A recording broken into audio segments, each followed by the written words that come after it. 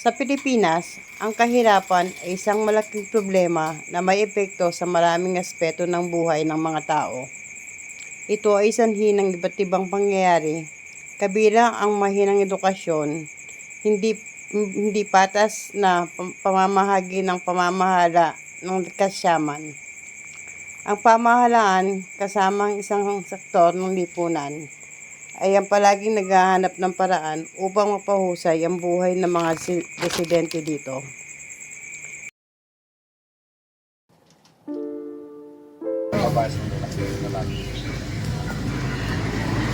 Nag-aaral po sila, kuya?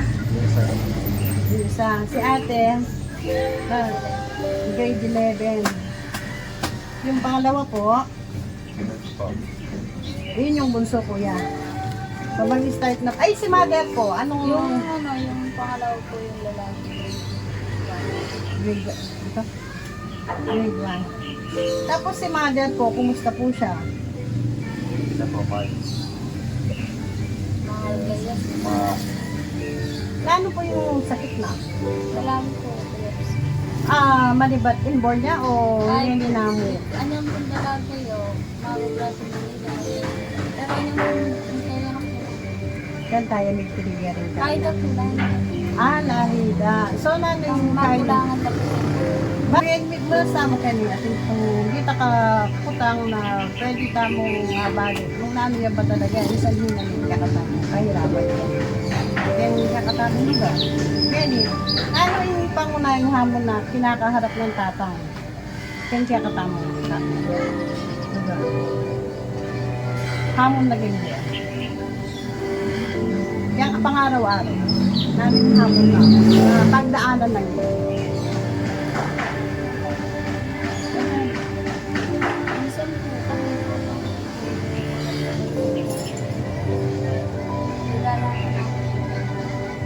Nakahinom niyo pa ito, yan eh. Pero itong Pagyangal Doldo, makanano ng susubay. Itong pamangalakal na makanano. kami sa mga mas sabitis. Ay, Pati nga po nintiya kayo pong pamangalakal na bote-bote, makanyan. Tapos kayo pong pamangalakal nyo, at kayo po guys, kalapin nito eh. Kaya po boundary. Ay, boundary yaman ta. Yan, itong pamungunan na, no kon money ba? Kahit po minsan yung mokorin-mokorin yung tulman. So, sabi na kasi ko, yatin yung boss. At niya po, minsan may pangit po kami, minsan parang tayo magdabit. Pero itong puhunan na, malibat yan boss. Minsan po manibak pa rin, tapos minsan manibak pa rin. Andam. Mga sabi ko Kaya una. itang po po na manakita na po.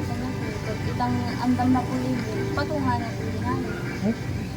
Bali, kaya pati nga pong po, magkano yung panakitan mo, kaya pamangalakal mo? gamay na po rin, 300. 300. So ito 300 dito, makanano mo yung apapadulo. Kaya kilog na rin pati nga pong kaya pamangal nyo, kaya expenses nyo, pangasaya na.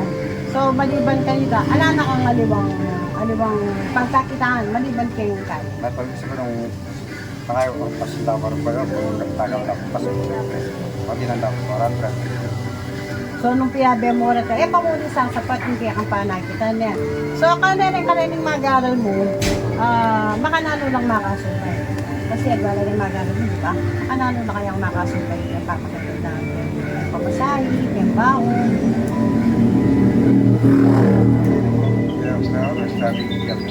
Hindi ako. O yan, Kaya po, kahit sarili niya po sana. sariling sikat niya. So Magubramo po abangan. ibig sabihin, makasahop niya ati kaya kanila, managod yung bagay sa at least yung pangalolo at yung nakangakakasahop. So, makananong pong alalagpasan itong stress, ang pong pressure na ng kahirapan tamo ko yan.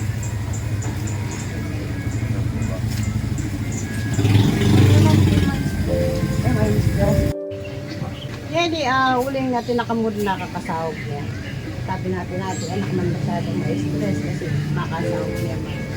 Yan nanong pinakamalagula sakripisyo yung bibigyan mo o gagawin mo para kayong pamilya?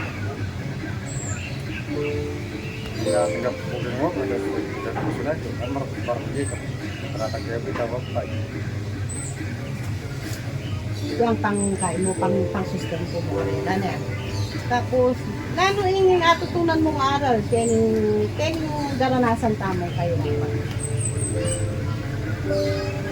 Lalo yung dapat namang gawan.